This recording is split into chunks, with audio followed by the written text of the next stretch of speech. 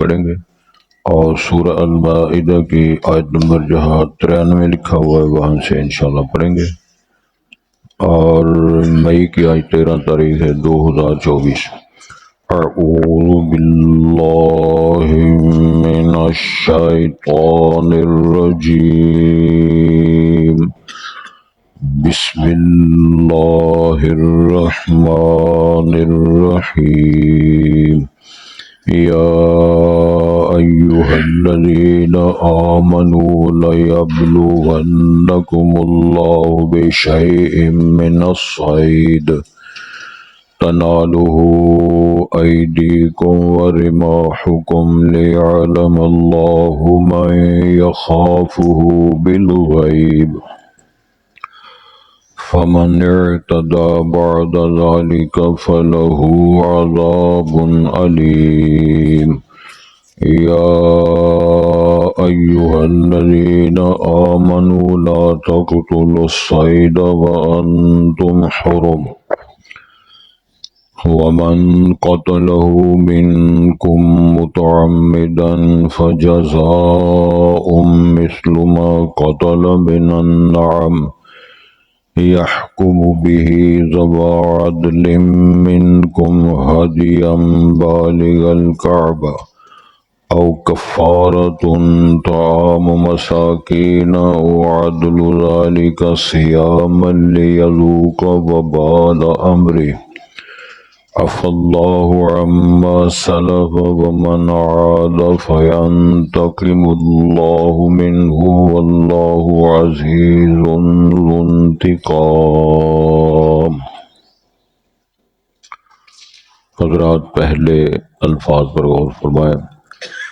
ارشاد ہوتا ہے یا ایھا الذین آمنوا، اے لوگو جو ایمان لائے ہو، لَیَبْلُوَنَّکُمُ اللہ، ضرور تمہیں آزمائیں گے اللہ تعالیٰ، بِشَیْءٍ مِّنَ الصَّیْد، کچھ شکار کے ذریعے، تنالہ ایدیکم، جن تک پہنچتے ہوں گے آپ کے ہاتھ، ورماحکم، اور آپ کے نیزے، لیعلم اللہ، تاکہ معلوم فرمائے اللہ تعالیٰ، من یخافہ بالغیب، کون ڈرتا ہے اس سے غیب میں بن دیکھے، فمن اعتدى بعد ذلك، پر جس نے زیادتی کی، تجاوز کیا اس کے بعد، یعنی اس فرمان اعلان فیصلے کے بعد، فلہ عذاب علیم، پس اس کے لیے عذاب ہوگا دردناک۔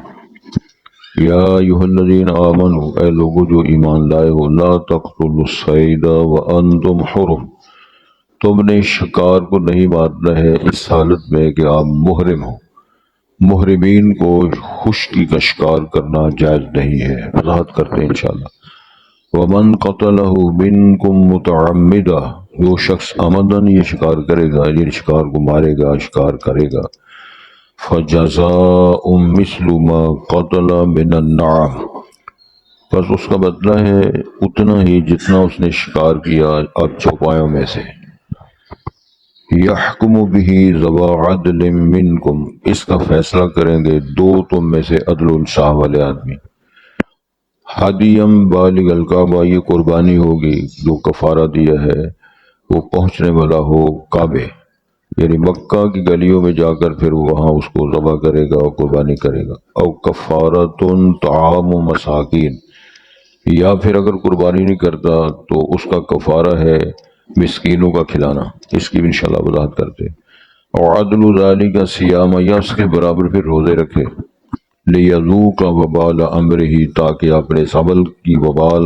چکھ لے، خمیازہ بھگت لے، عفی اللہ عما سلف، اس فرمان سے اور فیصلے سے پہلے جو ہو چکا ہے وہ اللہ تعالیٰ درگزر فرمائیں گے۔ ومن عاد، جو لوٹے گا یعنی فیصلہ سننے کے بعد کرے گا، فینتقم اللہ منہ، پس اس سے اللہ تعالیٰ انتقام بدلہ لیں گے، واللہ عزیز ذو انتقام، اور اللہ تعالیٰ غلبے والا ہے، انتقام لے سکنے والا ہے۔ حضرات، اللہ کی توفیق سے، اس کی مدد سے، اس کی معاونت سے ہم یہ اعمال کر رہے ہیں جو اللہ تعالیٰ نے ہم پہ فریضہ اور ڈیوٹی اور فرمان جاری کیے ہیں، نمازیں پڑھنی ہے، نماز قائم کرنی ہے، 5 نمازیں ہیں، سنت کے مطابق ادا کرنا ہے، وقت پر کرنا ہے، ہمیشہ کرنا ہے، اور یہ فریضہ ہے، یہ احسان نہیں ہے، نہ اس کو کہا جا سکتا ہے کہ بہت بڑا کارنامہ آپ نے کیا ہے، یہ ڈیوٹی ہے، فرض ہے، اس کو ادا کرنا ہے۔ کچھ پہ ساتھی سوال کرتے ہیں بزرگ ہمارے جی تسی کل کتنے سو؟ میں سفر میں تھا، نہیں پہنچ سکا، ہم لاہور سے آگے ہو بہت دور گیا تھے، ساری رات سفر میں رہے، لیکن ہم شہر میں پہنچ گئے تھے، جماعت کے ساتھ نماز پڑھ لی، لیکن آپ کے ساتھ نہیں پہنچ سکے۔ اتنا ہی سوال، اتنا ہی جواب ہے، باقی بات اور کریں گے انشاءاللہ۔ سبق شروع ہوتا ہے، اس میں ارشاد ہے کہ یا ایھا الذین آمنوا، اے ایمان والو، لَیَبْلُوَنَّکُمُ اللَّهُ بِشَیْءٍ مِّنَ الصَّیْدِ، تمہیں اللہ تعالیٰ شکار کے ذریعے آزمائیں گے۔ یہ کیا تاریخ ہے، کیا مسئلہ ہے؟ حضرت محمد الرسول اللہ صلی اللہ علیہ وسلم کو خواب آیا ہجرت کے بعد 6 سال میں، مدینہ منورہ میں خواب ہی آیا۔ اب خواب کا ایک بہت بڑا سمجھتا ہوں ایک تبصرہ ہے، لیکچر ہے۔ انبیاء کو خواب آئے، کافروں کو خواب آئے، جناب یوسف علیہ السلام کو خواب آیا، عزیز مصر کو خواب آیا، فرعون کو خواب آیا۔ یہ باقاعدہ کتاب الرؤیا یعنی خوابوں کی تعبیر کے متعلقہ محدثین کرام نے باقاعدہ باب قائم کی ہیں۔ رسول کریم صلی اللہ علیہ وسلم خواب آیا، جناب ابراہیم کو خواب آیا کہ میں خواب میں، تو خواب کی حیثیت، پہلی بات یہ ہے کہ نبیوں اور جو مخلوق ہے دوسری امتی جو ہیں ان کے خوابوں میں بڑا فرق ہے۔ یہ بہت بڑا ایک اہم مسئلہ ہے۔ میرا خیال ہے کہ میں نے اس موضوع پر جو میں پڑھائے ہوئے ہیں تو اکثر علماء کرام اس موضوع کو نہیں چھیڑتے ہیں، جبکہ بہت اہم مسئلہ ہے۔ انبیاء کا خواب یہ حجت ہے، دلیل ہے، وحی کی حیثیت رکھتا ہے، اور عام مخلوق کا خواب سچا بھی ہو سکتا ہے اور جھوٹا بھی۔ خواب کے متعلقہ مسائل یہ ہیں کہ یہ خواب بیان نہ کرو۔ اگر آپ کو اچھا خواب آیا ہے تو پوچھنے کی ضرورت نہیں ہے، آپ رجوع اللہ اور کریں، نیکی میں اضافہ کریں اور اللہ کا شکر ادا کریں۔ اگر آپ کو مندہ خواب آیا جس میں کوئی ڈراؤنا ہے یا مشکلات ہیں یا جو بھی آپ سمجھتے ہیں کہ آپ کی فیور میں نہیں ہے، تو رجوع اللہ کریں، اللہ سے معافی مانگیں، اور نشاندہی جو آپ کی زندگی کے معمولات ہیں اس پر غور ہے، کہاں کہاں خرابی ہے اور اس کی اصلاح فرمائیں۔ اور ایک اور بات ہے کہ ہر بندہ خواب بیان نہ کرے، اور لوگ لگے ہوئے ہیں ہر بندہ منو خواب آیا وہ بیان کرتا ہے، جی میں نے بے بے رائے سنا دسیا، جی چاچے اللہ بخشا انہوں نے فرمایا، چاچے بشتی نے فرمایا، سارے لگے ہوئے ہیں۔ اور کچھ لوگوں کے بارے میں معروف ہے یہ خواب کی تعبیر بیان کرتے ہیں، حدام ہو گئے، ہم سب کچھ بیان صحیح کرتے ہیں، یہ بات بھی درست نہیں ہے۔ اس موضوع پر کتنے دلائل ہیں، میں صرف ایک حوالہ دیتا ہوں اگر آپ جاگ رہے ہیں۔ نبی مکرم صلی اللہ علیہ وسلم کے سامنے ایک شخص نے عرض کیا، اور مجلس ہے صحابہ کرام کی، جناب صدیق اکبر بھی ہیں اور صحابہ کرام بھی۔ اس شخص نے رسول پاک سے عرض کیا تو مجھے خواب آیا، آخر میں بیان کرو۔ اس نے کہا جی خواب یہ ہے کہ بادل بنے ہوئے ہیں اور آسمان سے گھی اور شہد کے قطرے گر رہے ہیں، گھی کے قطرے اور شہد کے قطرے آسمان سے گر رہے ہیں، اور نیچے لوگ ان کو جمع کر رہے ہیں، کسی نے زیادہ کیا کہ تھوڑا کیا۔ یہ مجھے خواب آیا، تو میرے اس خواب کی تعبیر فرمائیں۔ یہ سوال ہے اس شخص نے کیا رسول پاک سے علیہ الصلوۃ والسلام۔ تو ابو بکر صدیق عرض کرتے اللہ کے رسول علیہ السلام میں خواب کی تعبیر کروں؟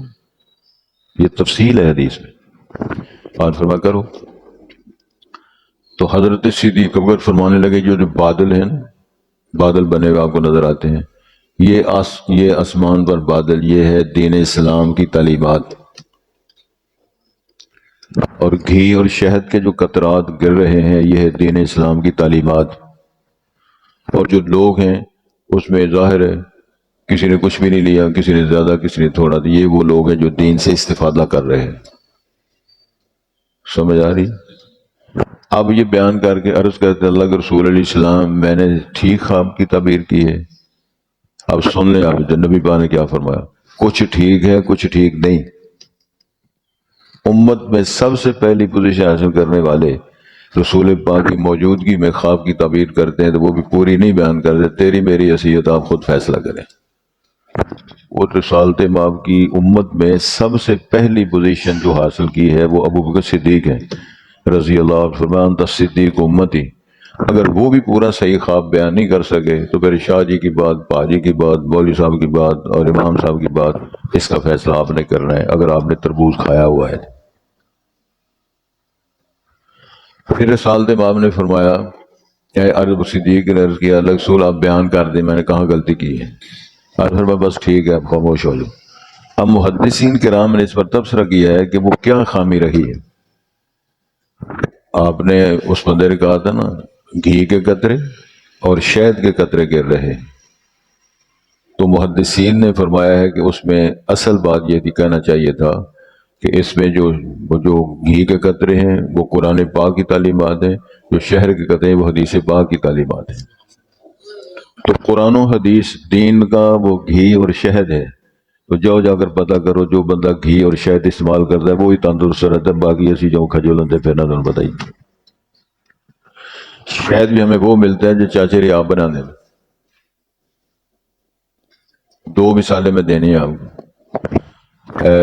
ولی بیٹھے نا طارق صاحب، ان کے والد صاحب ہمارے بزرگ تھے ماشاءاللہ اور حکیم بھی تھے، اور ان کے بعد بڑے ٹوٹ گئے۔ انہوں نے آپ مجھے بات سنائی، کہنے لگے باجی میں شہد بنایا آپ، سبحان اللہ نال کہنا چاہیے تھا دونوں، تو شہد میں نے بنایا، اس میں صرف چینی تھی اور اس میں تھوڑی ساری ٹاٹری تھی، تھوڑی ساری سونف کی بیزش تھی، اللہ کے فضل سے باقی کوئی شے نہیں۔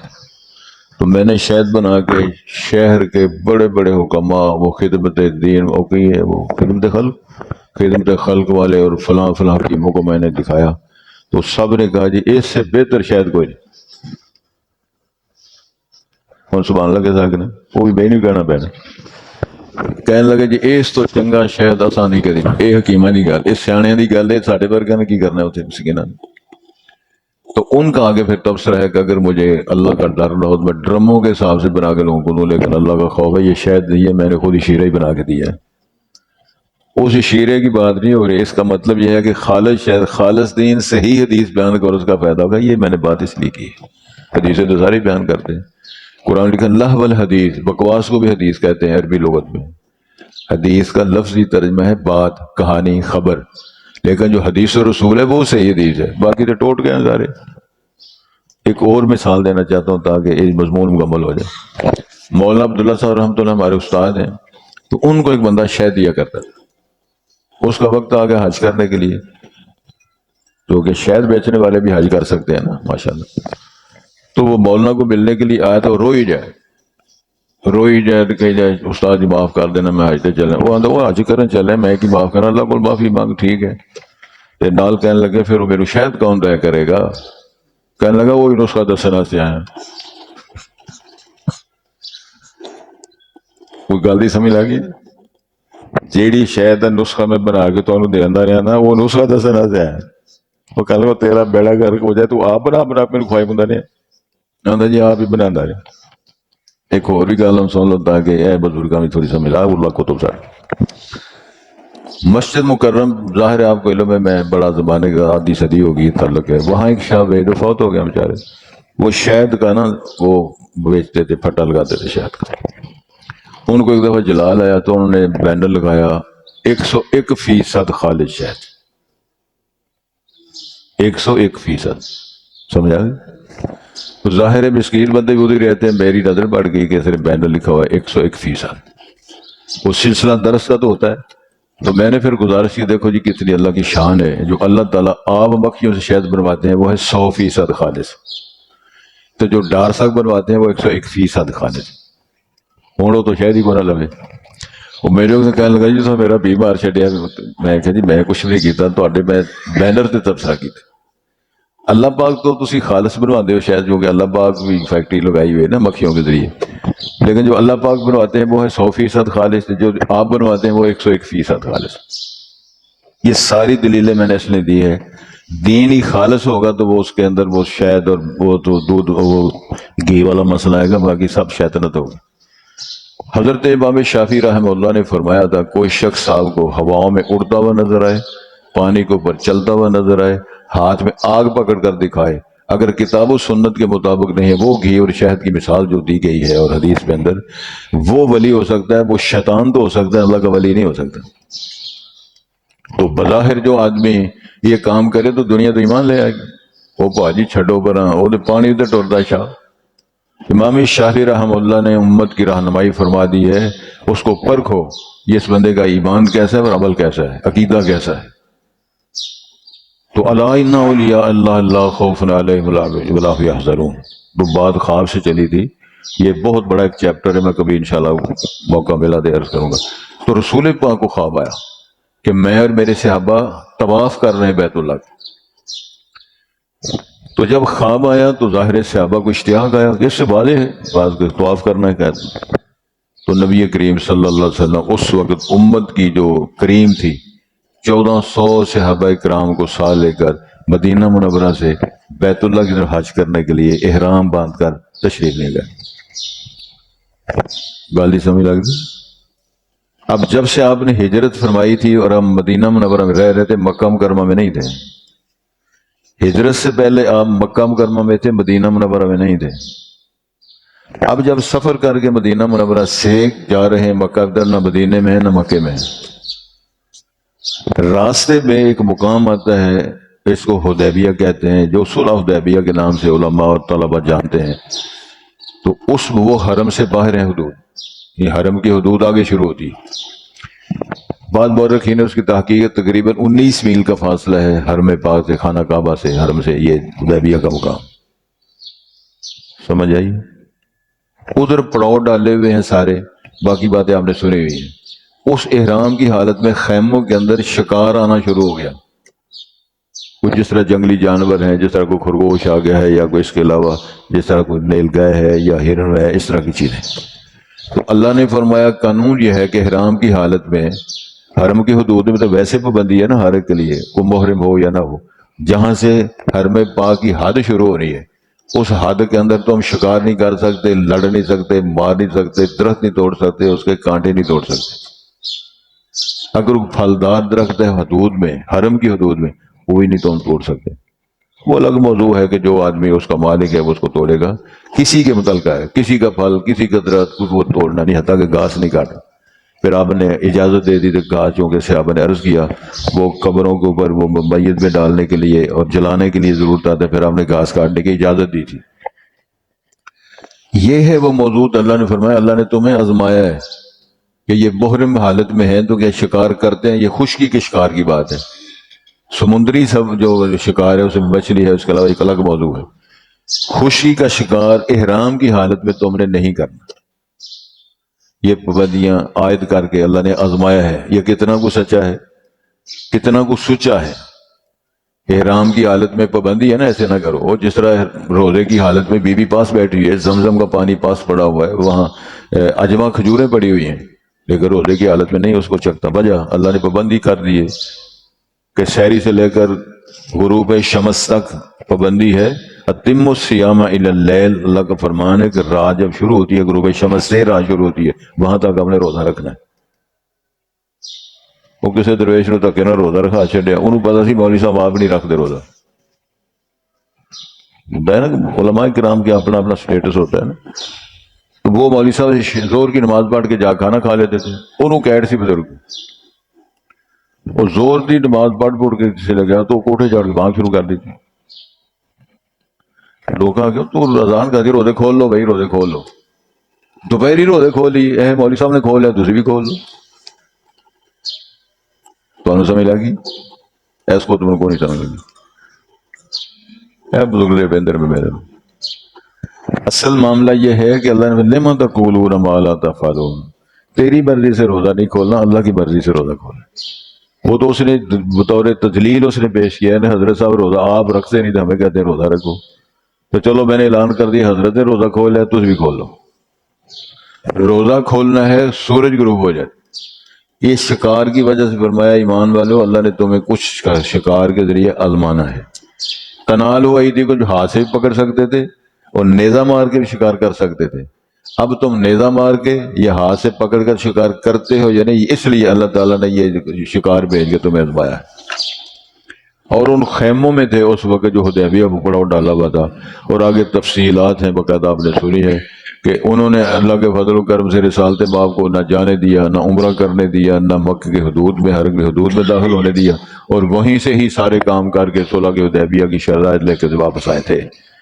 اس دورانیے میں جو خیموں میں بیٹھے ہوئے تھے، آرام کر رہے تھے، اس وقت شکار آیا تو اللہ تعالیٰ نے فرمایا ہاں ہم دیکھتے ہیں تمہارے ہاتھ بھی شکار تک پہنچتے ہیں، ہاتھ سے پکڑ سکتے تھے، ورماحکم نیزہ مار کے تم شکار کر سکتے تھے، لیکن ہم نے آزمایا ہے کہ تم کا لیعلم اللہ، تاکہ اللہ تو پہلے جانتا ہے، یعنی جان کے معلوم کر کے تمہیں بتائے۔ کیا مطلب ہے؟ من یخاف بالغیب، اللہ تعالیٰ سے بن دیکھے کون ڈرتا ہے۔ وَلِمَنْ خَافَ مَقَامَ رَبِّهِ جَنَّتَانِ، ہم نے اللہ کو دیکھا ہوا نہیں ہے، لیکن اللہ کے پاس ہمارا ایمان ہے، اس کی ذات پر، صفات پر، اس کے کارناموں پر۔ وَاللَّهُ غَالِبٌ عَلَىٰ أَمْرِهِ وَلَٰكِنَّ أَكْثَرَ النَّاسِ لَا يَعْلَمُونَ، یہ بالغیب کا یہ معنی ہونا ہے۔ الَّذِينَ يُؤْمِنُونَ بِالْغَيْبِ وَمَا أُنزِلَ إِلَيْكَ وَمَا أُنزِلَ مِن قَبْلِكَ وَبِالْآخِرَةِ هُمْ يُوقِنُونَ۔ نہ اللہ کو دیکھا ہے، نہ فرشتوں کو دیکھا ہے، نہ عرش کو دیکھا ہے، نہ ہم نے کسی نبی کو دیکھا ہے، لیکن ہمارا سب پر آمن الرسول بما انزل الیہ من ربہ والمؤمنون کل آمن باللہ وملائکتہ وکتبہ ورسلہ۔ سمجھ آ رہی ہے؟ تو یہ وہ بات تھی۔ تو ارشاد ہوتا ہے پھر آگے مسئلہ فمن اعتدی بعد ذلک، جو اس کے بعد زیادتی کرے گا، فرمان آ گیا، حکم آ گیا، اب کوئی احرام کی حالت میں ایسے کرے گا، شکار کرے گا، حکمت اولی کرے گا، نافرمانی کرے گا، تو پھر ڈٹ کے رہے گا جی ٹھیک ہے میں نے جو کرنا ہے کر لو۔ ارشاد ہوتا ہے فَلَهُ عَذَابٌ عَلِيمٌ، پھر اللہ کی طرف سے سخت و دردناک عذاب ہوگا۔ علامہ صاحب نے کہا تھا نا، اللہ نہ دکھائے علم نور نظر کا، بہہ جاتا ہے آنکھوں سے لہو قلب و جگر کا۔ اللہ جس کو علیم کہتے ہیں، دردناک کہتے ہیں، وہ کتنا سخت اور کتنا تکلیف دہ عذاب ہوگا۔ اللہ ان ساری مصیبتوں سے ہمیں محفوظ رکھے۔ حکم ہوتا ہے جب خالق نے کہہ دیا ہے، فرمان آ گیا ہے، لاجب یہ ہے کہ اللہ کا فیصلہ کہ تمہیں شرم حیا کیوں نہیں آتی؟ اگر تم باز نہیں آتے تو پھر سزا ملے گی۔ پھر دوسری بات فرمائی یا ایھا الذین آمنوا، اے ایمان والو، لا تقتلوا الصید، تم شکار، اچھا دوسرا یہ ہے کہ محرم نہ شکار کر سکتا ہے نہ معاونت کر سکتا ہے، کوئی بندہ اور جو محرم نہیں، وہ محرم کی دوسرا بندہ مدد بھی نہیں کر سکتا، اگر کرے گا تو پھر بھی اس کا کیا ہوا شکار محرمین کے دوسروں کے لیے بھی جائز نہیں ہوگا۔ تو ارشاد فرمایا کہ شکار نہ کرو وانتم حرم، اس حالت میں کہ تم محرم ہو۔ محرم کی تعریف کا پتہ ہے، آپ عمرہ کرنے جا رہے ہیں، حج کرنے کے لیے جا رہے ہیں، تو ظاہر ہے عمرہ ہی ہے کہ پہلے آپ نے حج تمتع کرنا ہے، تو محرم ہو، احرام آپ نے باندھا ہوا ہے۔ اس حالت میں تم نے شکار اگر کیا ہے تو نہ کرو، اللہ نے منع کر دیا۔ ومن قتلوا من، فرمایا جس نے اب کیا ہے شکار، اس نے کر لیا ہے، خرگوش مار لیا ہے یا ہرن کا شکار، میں مثال دے رہا ہوں تاکہ سمجھنا آسان ہو جائے۔ متعمدن، عمدن، پتہ اس کو مسئلے کا یہ جائز نہیں تھا، جانتا ہے شکار کا اس حالت میں ٹھیک نہیں، اب اس نے شکار کر لی، اب اس کا کفارہ کیا ہے؟ فجزاء مثل ما قتل من النعام، پھر اس کا بدلہ، اس کی جزا یہ ہے جتنا اس نے چوپائے میں سے قتل کیا ہے، شکار کیا ہے۔ یحکم بہ ذو عدل منکم، تم میں سے دو عدل والے بندے فیصلہ کریں گے اس کی کیا کفارہ بنتا ہے۔ توجہ کرو جی، شفیق صاحب میری طرف دیکھو، فرض کرو اس نے ہرن کا شکار کیا ہے، اب دو بندے، چلو پاس شفیق ہی رکھ لو، ایک پیر صاحب رکھ لو، دو بندے فیصلہ کریں گے اب یہ جو ہرن ہے اس کے مقابلے میں چوپایوں میں سے کون سا جانور مماثلت رکھتا ہے؟ تو میرا خیال وہ بکرا ہے، بکری ہے، ہرن کے مماثلت میں بکری ہے۔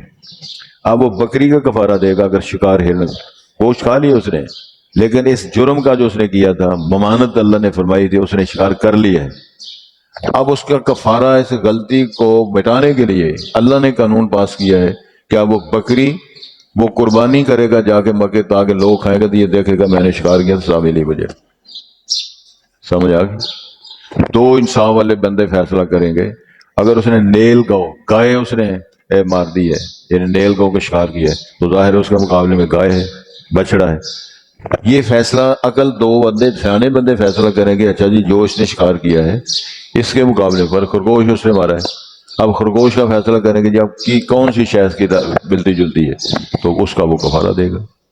اچھا جی آگے مسئلہ ہے، ارشاد ہوتا ہے وہ قربانی ہدیم بالغ الکعبہ، وہ قربانی کعبہ یعنی حرم میں جا کے، حرم کی حدود میں جا کر، مکے کی ساری گلیاں قربان گاہ ہے، مکہ سارا قربان، مینا سارا قربان گاہ ہے، مکہ مکرمہ کی کسی گلی میں، کسی محلے میں، کسی علاقے میں، مینا میں، وہاں جا کر، لیکن یہ حدود ادھر فرمایا جا رہا ہے کعبے کے قریب۔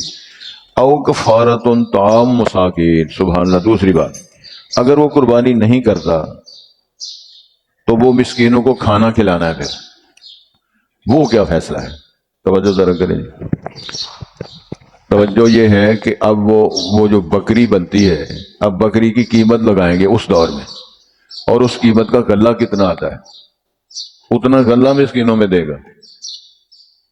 نہیں سمجھ آئی؟ آ جانی چاہیے یار، تو پتا کیوں نہیں لگتا؟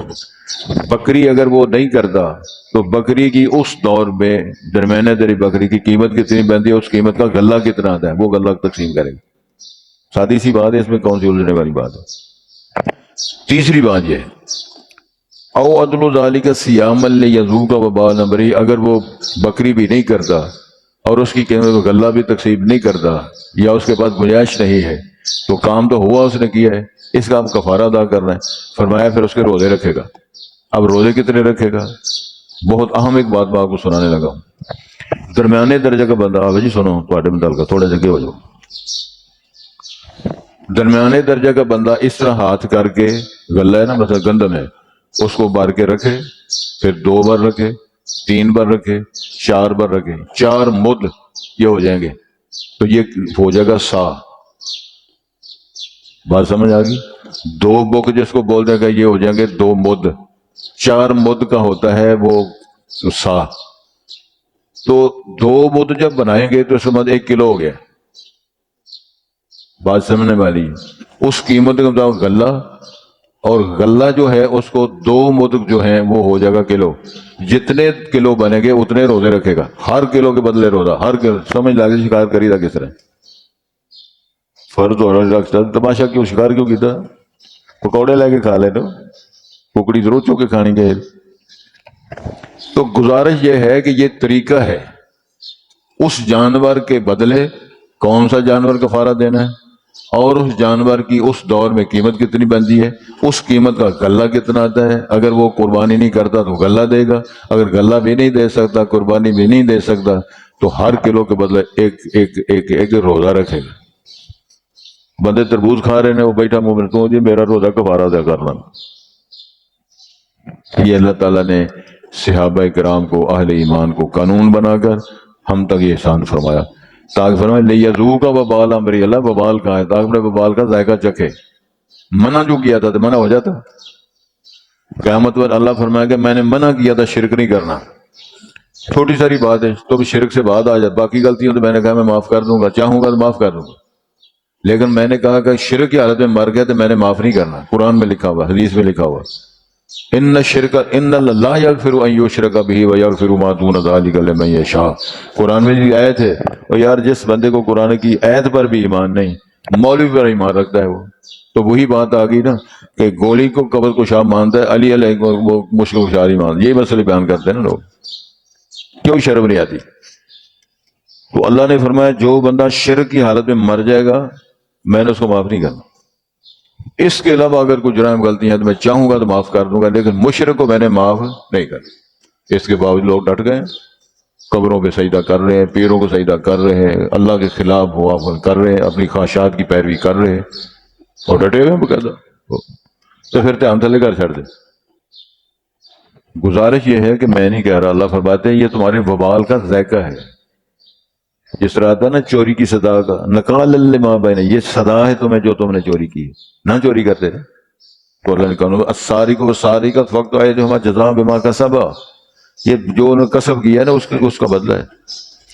تو عرض فرمایا عفا اللہ عما سلف، جو پہلے گزر گیا نا، جو ہو گیا اس قانون سے پہلے، وہ معاف ہے۔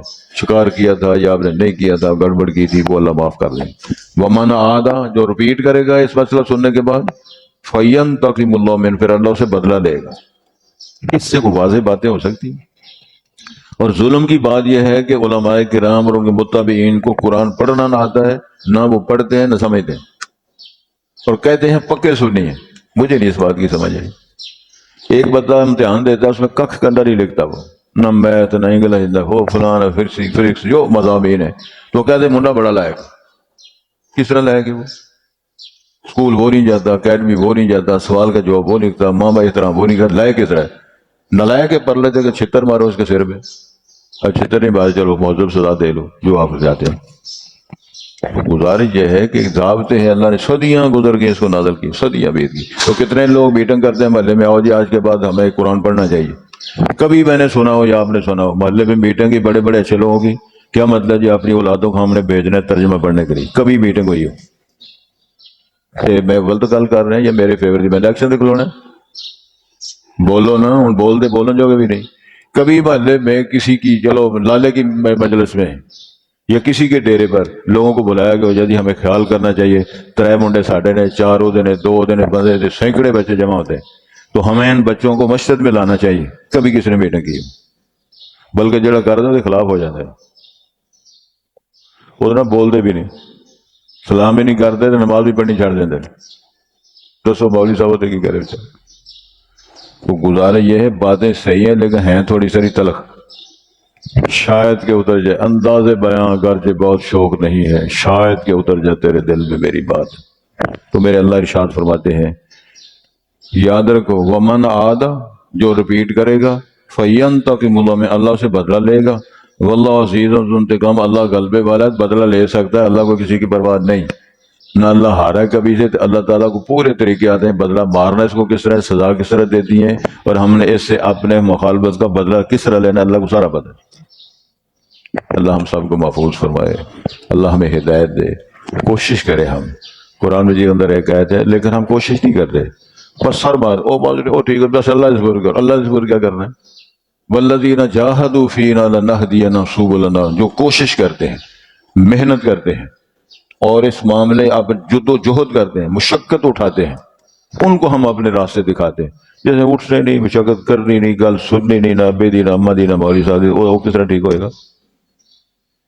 وہ پرت بھر کے انہوں سوٹ نہ سوا دو، بس ہے یہ عید ہے سوٹ سوا دو، لیلا لے دو، جتی نویں لے دو، بوٹ نویں لے دو، تے خربوزے تربوزے آدھے ایک لے دو، اللہ خیر سے تھوڑے فریدے پورے ہو گئے۔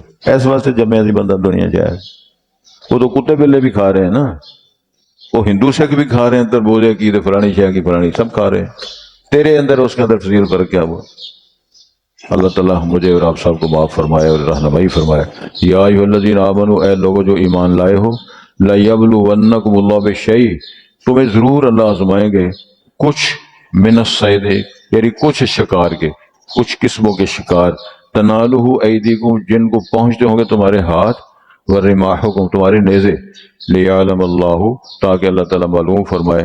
اس کا یہ مطلب نہیں پہلے اللہ کو معلوم نہیں تھا، معلوم کروائے، یہ کام کر کے معلوم کرے بھی، معلوم کروائے لوگوں کو، من یخاف بالغیب، بندے کہ کون اللہ سے ڈرتا ہے۔